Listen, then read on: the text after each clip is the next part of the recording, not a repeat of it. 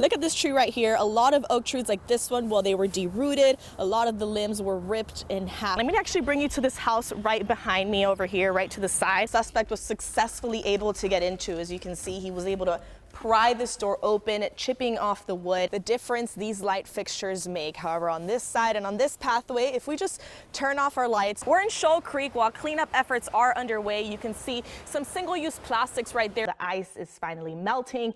Trees aren't falling, so crews have been able to get more work. This branch is encased in the ice. It's about a little under ½ an inch for the increases that were approved yesterday. These will be going into effect fall 2023. I finally made a goat friend because all of them were kind of running away from me. We are in an area that is flooded. Let's take a look. This is a crossing. City leaders have been giving us an update on restoration efforts after the winter storm. Now, I want to go over a few things that were bringing trees all the way down to the stump, but as you can see, there is still a lot of work to be done.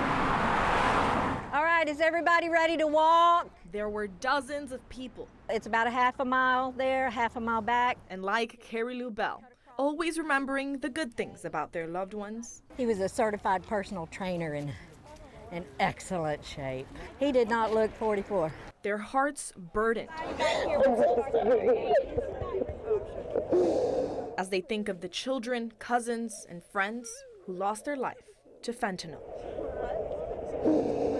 This is my daughter, Jessica. She just passed last month. Cameron was 19. Tucker Rowe, he died September 23rd of 2021. Let's let everybody know why we're here today. On Sunday, Bell and dozens of other people mourned in a different way. We have a lot of parents here that are here to walk for their children and their families and friends.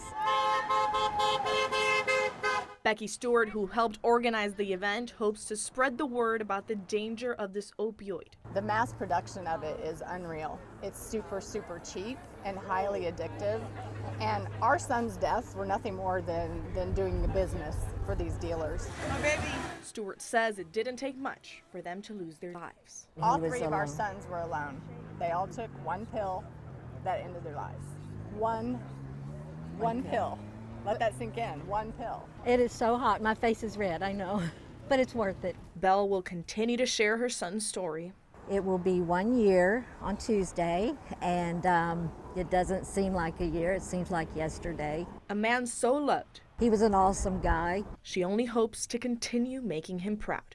My son would be proud. I walked a mile today. In Austin. That doesn't happen very often. I'm Pamela Cohn.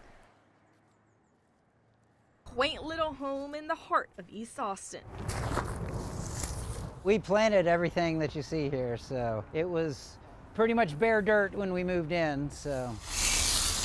A place not too big, but just right for Brad Wilson and his wife.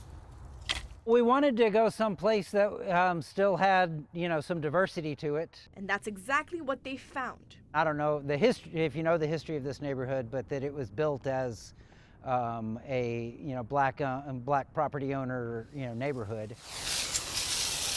Wilson's home was worth just over $100,000 when they bought it in 2009. Now it's going for about 3 times more. $400,000 seems to be, the usual asking price. But a new report finds if Wilson were to sell his home, because it's in a community with a large number of Latinos and blacks, it likely won't be valued as high when compared to a neighborhood with a white majority population. A home in Austin that's in a white neighborhood holding everything at its means is almost $900,000, while a home in a community of color is only $300,000. Junia Howell, co-author of the study, says they compared homes with similar floor plans, looked at access to transportation, the number of good schools and supermarkets in the area, and despite their similarities, both Latinx and Black neighborhoods are severely devalued compared to their white counterparts. Howell says these disparities worsened in 2020. That values in white neighborhoods spike while those in communities of color kind of stay constant or plateaued. In 2013, the average difference between homes in white neighborhoods and communities of color was about $300,000. Last year, according to the study, the difference increased to $500,000. There's not just one solution for a decades-long problem and a problem that is this massive. In the meantime, this isn't something Wilson has to worry about. My partner and I agree on this, that, there's really no point in selling a house. He'll continue to enjoy his quiet life and tend to the small house he's made a home. In East Austin, I'm Pamela Cohn. So I just kind of empty this out. Another day, a different home. It takes you anywhere from 20 minutes to 40 minutes to finish a pool, just depending on how dirty it is. For Jonathan Rodriguez with Blue Trident Pools, these cleanings may not seem too taxing until you add high temperatures to the equation.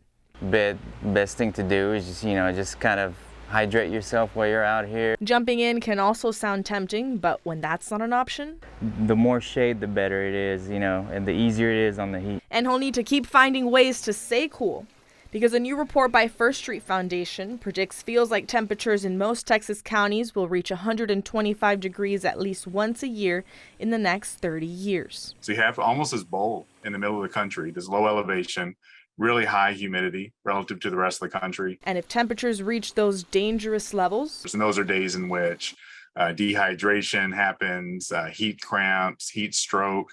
In the most severe cases, mortality can happen from those types of heat waves and prolonged exposure. There's always going to be definitely some times when you feel like that, kind of a little bit dizzy. And in the extreme heat, there's not much Rodriguez can do. Carry on more water, But deal with it. In Austin, I'm Pamela Cohn.